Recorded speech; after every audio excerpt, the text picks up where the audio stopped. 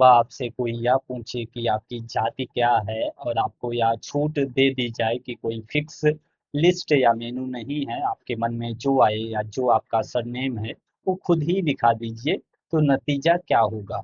क्या कोई सटीक आंकड़ा हाथ लगेगा या फिर देश के सरकारी दफ्तरों में आंकड़ों का ऐसा बवंडर उठेगा कि सिर चकरा जाए?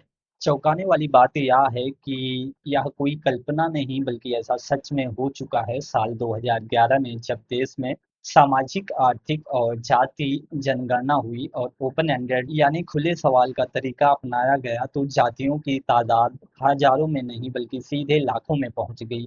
अब इंडियन एक्सप्रेस के डिप्टी एसोसिएट एडिटर विकास पाठक की एक रिपोर्ट ने फिर से इस बहस को छेड़ दिया है। वजह यह है कि भारत के रजिस्ट्रार जनरल आरजीआई, जिनके जिम्मे देश की जनगणना होती है, उन्होंने यह संकेत दिया है कि इस बार जाति गिनने के लिए कोई पहले से बनी हुई पक्की लिस्ट नहीं होगी, यानी अफसर वही दर्ज करेंगे जो आप बताएंगे। आज इस वीडियो में हम इतिहास के पन्नों को खंगालेंगे, समझेंगे कि बिना लिस्ट के गिनती से क्या मुसीबतें खड़ी होती हैं और इसका असली समाधान क्या है। आज़ादी के बाद से देश में कभी भी जातियों की मुकम्मल गिनती नहीं हुई है।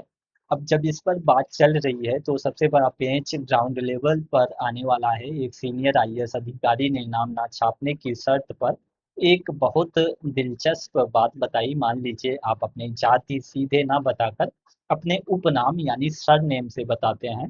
अगर उस डेटा दर्ज कराने वाले अफसर ने थोड़ी सी भी चूक कर दी या गलती कर दी या स्पेलिंग मिस्टेक कर दी, तो वह सरनेम जाति के कॉलम में एक बिल्कुल नया रिकॉर्ड बन जाएगा।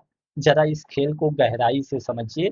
एक ही जाति को अलग अलग इलाकों में अलग अलग नामों से पुकारा जाता है, जैसे राजपूत, ठाकुर, सिंह और क्षत्रिय सुनने में ना एक लग सकते हैं, पर प्रशासनिक रूप से अलग मान लिए जाते हैं। उत्तर प्रदेश और मध्य प्रदेश के बुंदेलखंड क्षेत्र में चले जाइए। वहाँ राजपूत का मतलब ओबीसी यानी अन्य पिछड़ा वर्ग की कुछ खास जातियां भी हो सकती हैं। सिंह एक ऐसा सरनेम है जो लगभग हर जाति, वर्ग और धर्म में मिल जाएगा। इसी तरह वर्मा सरनेम वाला शख्स कायस्थ भी हो सकता है, कुर्मी भी, जाट भी या फिर सुनार भी।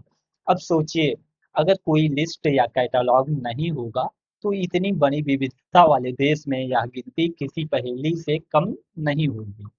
ऐसा नहीं है कि यह मुसीबत आज पहली बार सामने आ रही है। अंग्रेजों के दौर में साल 1931 की जनगणना में भी यही तरीका अपनाया गया था और तब भी उनका सिर चकरा गया था। 1931 की रिपोर्ट से दो बड़े मजेदार और आंखें खोल देने वाले ट्रेंड सामने आए। पंजाब में चमड़े का काम करने वाले कुछ अनुसूचित जाति के लोगों ने खुद को आदि धर्मी लिखवाना शुरू कर दिया, यानी वे लोग जो खुद को आर्यों से भी पुराना और भारत का मूल निवासी मानते थे। 1921 में इस नाम का कोई वजूद नहीं था, लेकिन 1931 आते आते करीब 4,18,000 लोगों ने खुद को आदि धर्मी दर्ज करवा लिया। दक्षिण भारत में आदि द्रविड़ और आदि आंध्र जैसे नए नाम उभरे। दूध का कारोबार करने वाले अहीर, ग्वाला और गोपी ने खुद को एक छत के नीचे यादव के रूप में जोड़ लिया। बढ़ई, लोहार और सुनार जैसी कई जातियों ने खुद को विश्वकर्मा कहना शुरू कर दिया। हद तो तब हो गई जब एक ही जाति एक प्रांत में खुद को ब्राह्मण बता रही थी और दूसरे प्रांत में वही जाति खुद को राजपूत लिखवा रही थी। इन सब ऐतिहासिक अनुभवों को देखते हुए आजाद भारत की सरकारों ने शुरू में इससे दूरी बनाई, लेकिन साल 2011 में जब यूपीए सरकार ने एसईसीसी के तहत या कोशिश की, तो ओपन एंडेड सवाल के कारण देश में जातियों के लगभग 46,70,000 अलग अलग नाम सामने आ गए। सोचिए, 1931 में जहां सिर्फ 4,147 जातियां थी, वो बढ़कर 46 लाख पार कर गई। नतीजा यह हुआ कि उन आंकड़ों को कभी सार्वजनिक ही नहीं किया जा सका। इसके उलट जब हाल ही में 2023 में बिहार सरकार ने अपना जाति सर्वे कराया, तो उन्होंने इस गलती से सबक लिया। उन्होंने मैदान में उतरने से पहले जातियों की एक बकायदा लिस्ट तैयार की थी। जानकारों का कहना है कि अगर वह लिस्ट ना होती तो कोई खुद को भूमिहार बताता तो कोई भूमिहार ब्राह्मण, और प्रशासनिक रूप से वह दो अलग अलग जातियां बन जाती। तो फिर इसका वैज्ञानिक और व्यवहारिक रास्ता क्या है? Indian council of social science research (ICSSR) के पूर्व अध्यक्ष एस.के. थोराट का तर्क है कि जिस तरह सरकार के पास एससी, एसटी और ओबीसी की एक तयशुदा लिस्ट पहले से मौजूद है, उसी तर्ज पर सामान्य वर्ग की जातियों की भी एक अधिकृत लिस्ट होनी चाहिए। उनका मानना है कि इस तरीके से 2 से 3% की छोटी-मोटी मानवीय भूल तो हो सकती है, लेकिन ओपन एंडेड व्यवस्था की तरह लाखों बेतुके नाम सामने आने की आपदा से बचा जा सकता है। इसके साथ ही समाज में ऐसे तबके भी हैं जो जाति या धर्म को नहीं मानते, उनके लिए कोई जाति नहीं का एक अलग कॉलम होना चाहिए।